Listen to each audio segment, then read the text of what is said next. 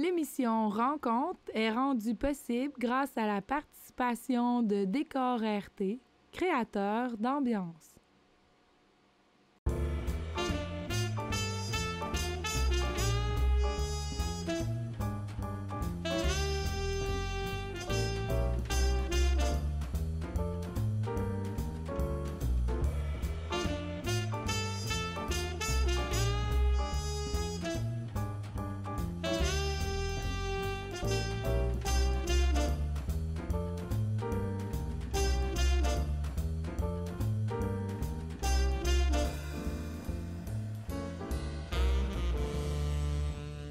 Bonjour et bienvenue à notre dernière rencontre pour 2021.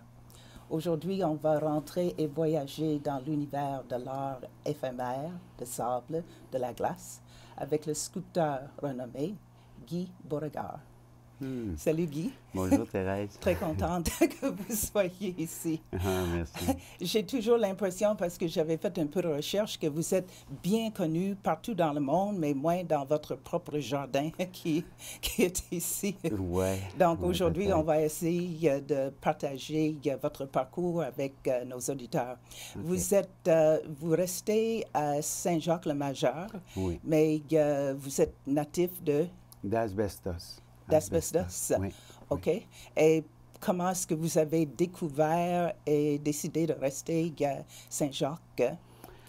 C'est arrivé un peu par hasard. Avec des amis, on cherchait une terre, une place pour aller en campagne. Fait qu'on a parcouru le Québec et finalement, on s'est retrouvés pas loin de ma petite ville natale et c'est à Saint-Jacques-le-Majeur. Et ça fait déjà Et vous aimez 40 ça? ans, là. Oui, c'est un petit coin des plus tranquilles où j'habite. On n'entend que les oiseaux et le vent.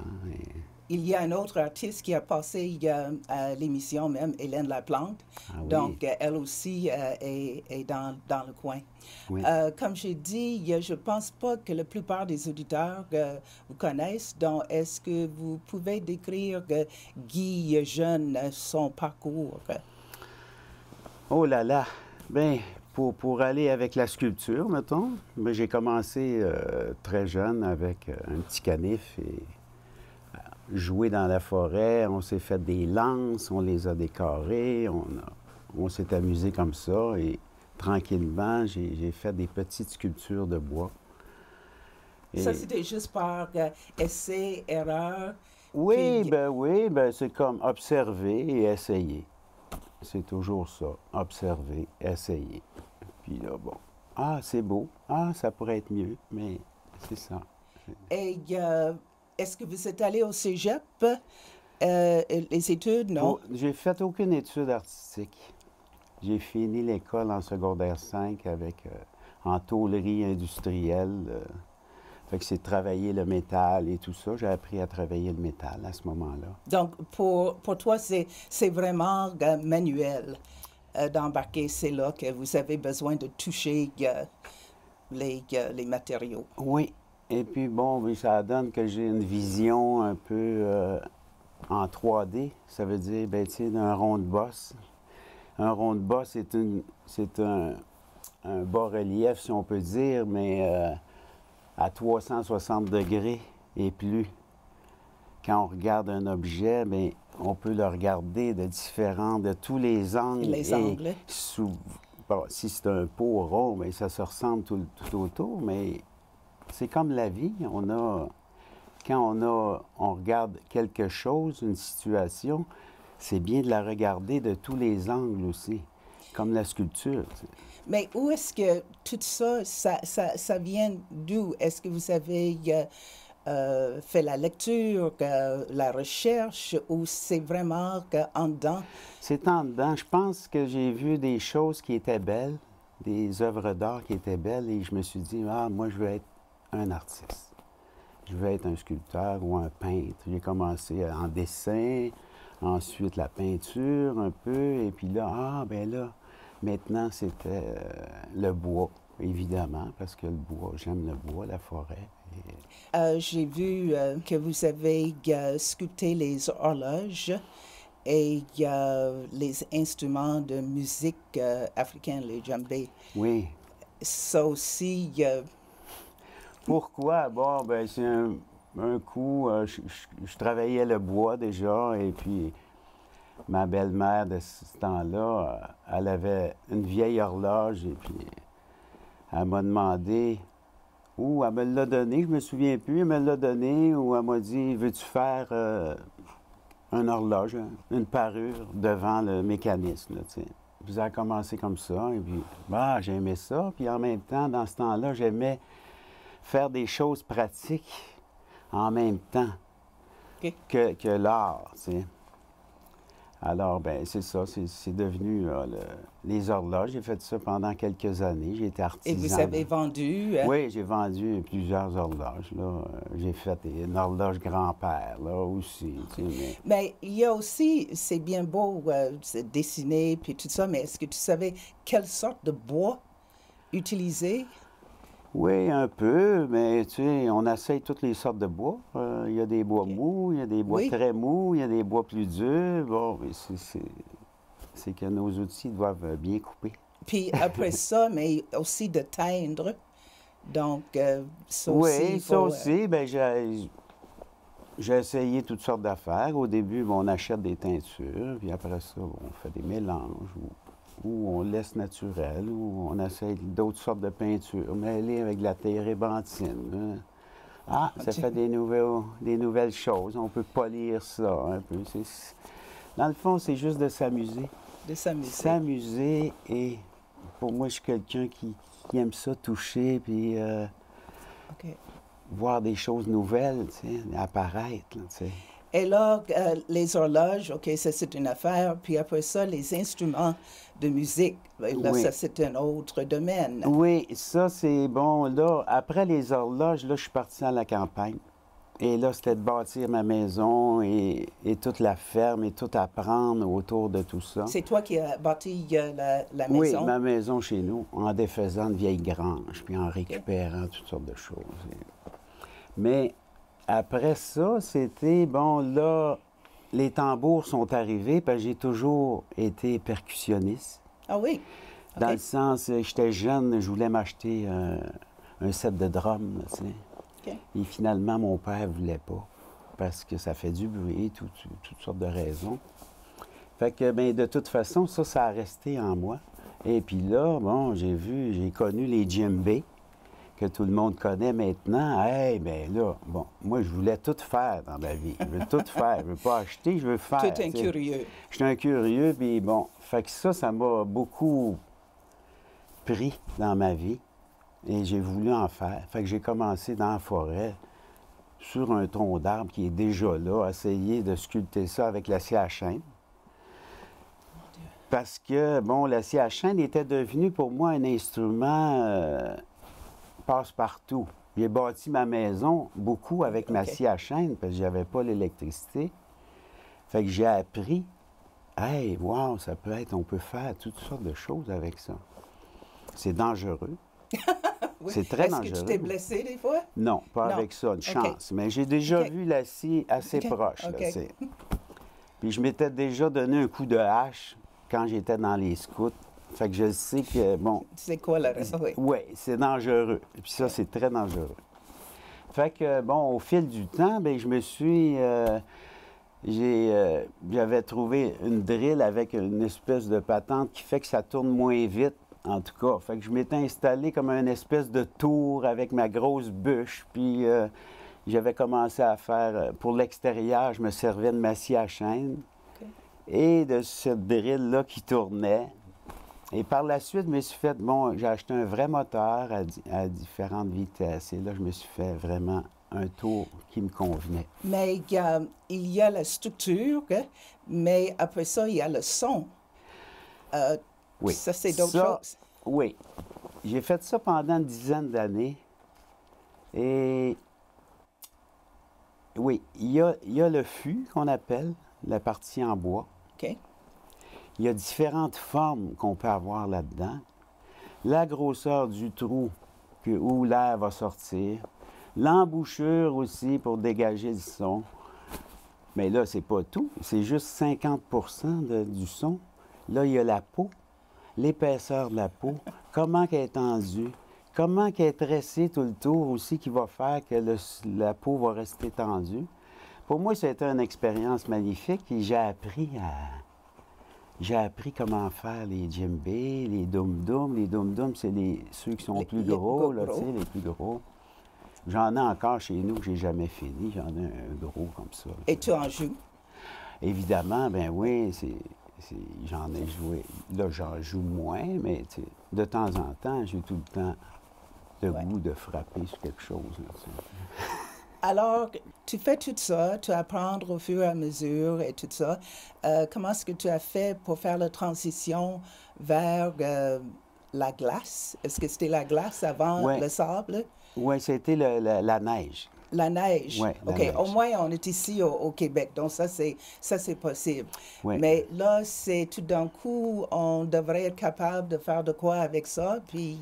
Oui, un ami m'a invité à chaque année. Viens à Montréal, il y a des concours de sculpture de neige, puis tu vas aimer ça. Puis ça a pris quelques années avant. OK, j'ai dit oui, là, j'y vais cette année. Et là, je suis arrivé devant un gros bloc de neige. Wow! C'était magnifique. C'est comme sculpter les étoiles, tu sais. Toutes les étoiles, les flocons qui sont pas pareils, qui sont tombés, puis qui ont tous été rassemblés. Puis là, moi, je suis comme le créateur qui va m'amuser là-dedans. Wow! Mais on n'avait pas d'outils. Je connaissais pas ça. On avait une machette, une pelle qui coupe pas. Là, les concours, souvent, c'était 48 heures. Ah, OK. Fait qu'on pouvait travailler jour et nuit. Fait que, tu sais, on travaillait au moins 40 heures dans notre fin de semaine, tu sais. On dormait quasiment pas, mais là, c'était en même temps, tu vois apparaître quelque chose après les... Et ça doit être éducatif dans le sens que tu regardes ce que les autres font, leur technique et tout ça, donc ça te donne des idées pour une autre fois. Oui, à ce moment-là, j'ai regardé les autres avec leurs outils. Ah, OK, on peut avoir ça, on peut avoir ça. Puis le monde était gentil de nous donner des petits trucs aussi, tu sais, Ah, regarde cet outil-là, ça va bien pour faire ci, faire ça. Fait que, oui, ça a été bien. La première fois, on avait quand même gagné un prix de... Il y avait ajouté un prix. Je ne me souviens plus du nom, là, mais c'était un... Il nous félicitait d'avoir fait notre œuvre, parce que notre œuvre était vraiment très grosse. Et on n'avait pas d'outils, tu sais, on avait tout, en tout cas. Mais c'était un encouragement pour vous autres. Oui, c'était, wow, vous avez quand même tout fait ça, fait que c'était le fun. Et après ça, vous avez participé à plusieurs concours pour la neige un peu partout oui, dans le monde après aussi? ça, là, on a été à Québec. On a été à Saint-Jean-Port-Joli, on est à Sept-Îles, mais à Québec aussi, c'est là qui a été le point tournant pour le sable. Parce que là, on a rencontré, on avait gagné au provincial et le prix, c'était de participer à l'international dans la même semaine. Fait que là, on a rencontré du monde. Et c'était où l'international? C'était à Québec aussi. À Québec, OK. Et puis là, on a rencontré quelqu'un qui nous a montré des photos de sculptures de sable. Et là, c'était wow!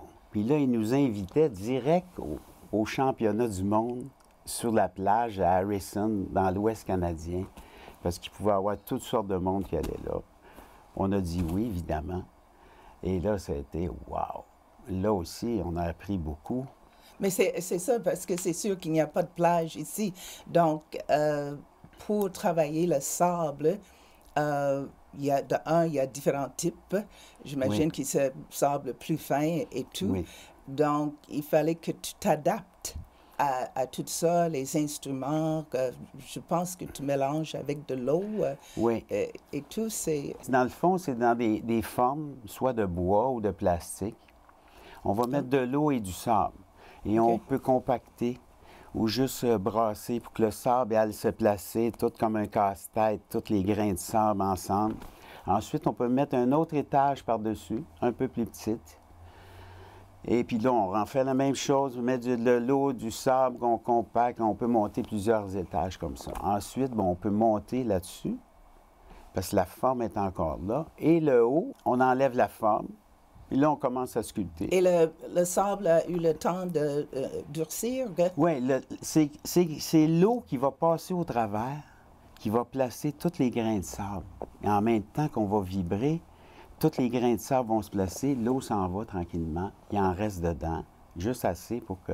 Là, Mais Guy, comment est-ce que tout ça, il y a une science derrière Oui. tout ça, mais tu arrives, tu peux pas juste commencer, toi, tu me donnes du sable, puis... C'est ça, c'est en plein ça. On donne du sable, et puis là, qu'est-ce qu'on peut faire avec?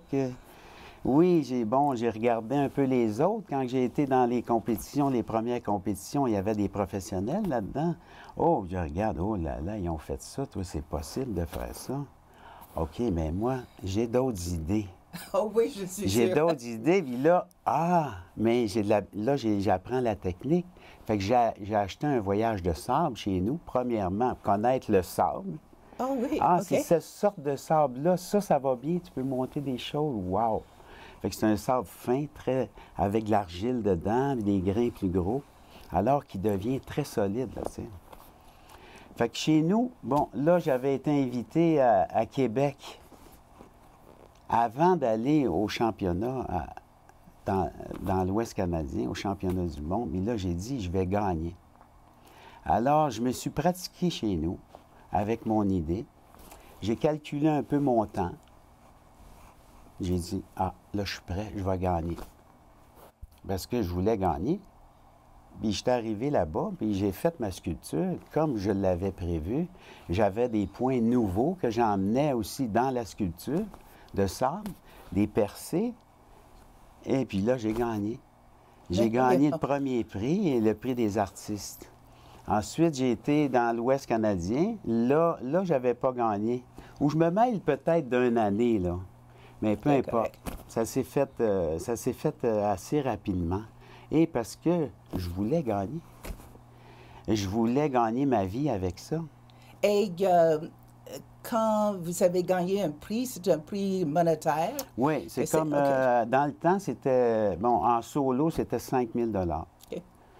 Puis dans l'Ouest, souvent, c'était ça. Des fois, 8 000. Et après ça, mais tu as dit mondialement, donc après ça, vous êtes allé, il y a différents pays. Oui, parce que là, j'avais gagné à Québec. Là, je suis retourné dans l'Ouest après, au championnat du monde. Là, c'était la deuxième année ou troisième année.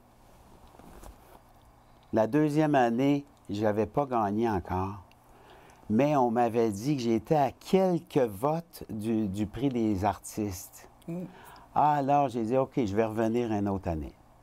Et puis là c'est cette année-là. Là, j'ai gagné. Là, j'ai gagné partout où j'allais. Fait que plus que, bien là, bon, le monde, ils savent que tu as gagné à tel plat. Bien, ils veulent t'inviter dans le festival. Fait que j'ai été invité là. Là, après ça, là, ça finissait plus. Là, des fois, tu n'as pas toujours le contrôle sur tout. Est-ce que tu peux avoir les inattendus et tout ça, ou le sable, ça reste pas, que ça... Oh oui, évidemment, évidemment. Quand on cherche et qu'on veut défier la technique du sable ou qu'on veut gagner, il faut risquer. Alors, j'ai risqué souvent. Ça a tombé souvent. Mais des fois, ça a tombé et c'était mieux que ça tombe. Ah oui. Parce qu'après, c'est encore plus beau. Je l'arrangeais plus artistique, ça devenait plus une œuvre d'art, tu sais. Et l'histoire se formait aussi avec ça. Parce que l'histoire, bon, j'ai une idée en tête, comme on a tous une idée, mais des fois, ça ne marche pas comme on veut. Qu'est-ce que je fais? Comme dans la vie. C'est comme dans la vie. Alors, qu'est-ce que je fais? J'arrête ou bien non? Ou je pense comme il faut et, ben là, j'ai une idée, tu sais. Je vais le transformer comme ça. Et combien de temps est-ce que ça prend pour... est-ce que c'est toujours les 48 heures pour faire une œuvre? Non, des fois, c'est 10 jours. Parfois, c'est 10 jours. T'sais. Fait que là, c'est différent. C'est encore plus gros, là, tu sais. C'est impressionnant. Le temps passe, oui. Mais tu travailles avec ta fille. Et j'ai vu qu'en 2004, je pense que vous avez remporté le titre des grands champions de sculpture de sable dans la catégorie double. Qu'est-ce que ça donne, le feeling que tu peux travailler avec... Avec mes enfants, ben oui, mais tu sais, bon, là, on parle de ma fille Mélie-Neige, là, que maintenant, a sa compagnie de sculpture éphémère et tout ça. Elle aussi a voyagé beaucoup dans le monde, puis a gagné beaucoup de prix. Elle aussi, puis, ben c'est merveilleux, tu sais, c'est comme un cadeau. C'est toi qui as montré, puis... Oui, bien, ça a commencé avec la neige, avec mon garçon Anaël, qui est plus vieux aussi. J'avais commencé plus avec lui. Et bon, là, elle est venue. Bon, finalement, on a gagné des prix ensemble. Puis bon, au début, c'était Anaël qui venait. Là, il a arrêté. Là, j'ai dit, Mélie, t'es bonne aussi. Ça te tente-tu de venir, tu sais? Mais tu sais, j'ai rien montré, pas beaucoup, des petites choses. Bon, il faut que tu frottes comme ça ici, parce que là, ça peut défoncer. Il faut que tu ailles tranquillement. Bon, t'as cette partie-là, là, ça, c'est à toi. Fais quelque chose de beau et de très léger. Fait que c'était de même, elle a fait ça, puis Après ça, bien, elle est venue pour le sable, et bon, elle est très rapide, elle est très bonne, et... Parce qu'il n'y a pas longtemps, j'ai juste ouvert la télévision comme ça, puis il y avait une émission, Les chefs-d'œuvre de sable, puis je l'ai vue, elle, qui était là. Oui. Puis j'ai dit, oh mon Dieu, le timing, c'est extraordinaire. Il y a aussi, parce que je comprends qu'avec Guy, le cerveau est toujours en train de tourner puis chercher d'autres choses, mais vous avez trouvé d'autres matériaux naturel que tu commences à travailler, j'avais vu avec citrouille, fromage. Oui, mais ça, c'est à donner comme ça. Moi, j'aime l'éphémère, j'aime la sculpture, j'aime ça l'éphémère parce que ça dure pas. C'est comme nous dans la vie. On est ici pour un petit temps, on pense que c'est pas long une vie, là. Fait que c'est très éphémère aussi. Puis je m'attache pas à la matière, tu sais, je suis pas attaché à ça. Il n'y a rien, c'est toute une illusion, si on peut dire, tu sais. C'est incroyable. Comme je dis, moi, je ne connaissais pas avant. En tout cas, pour moi, ça ouvre un autre univers. Et pour les auditeurs aussi, tu as une belle philosophie de vie que tu transmettes, que ça vient aussi dans l'art éphémère, comme tu dis. En tout cas, merci beaucoup d'avoir tout partagé avec nous et bonne continuité. Merci beaucoup. J'en aurais beaucoup à dire encore. Oh oui, moi, je comprends. Puis on aurait pu continuer encore pour longtemps, mais c'est ça. Ben, je te remercie, Thérèse. Merci beaucoup. Pas de quoi. Et merci à vous, les auditeurs. J'espère que vous comprenez un peu plus dans ce monde qui est complètement différent. Puis si jamais vous visitez Québec, et vous voyez les sculptures de glace de neige, mais vous pouvez penser à notre invité, Guy Beauregard.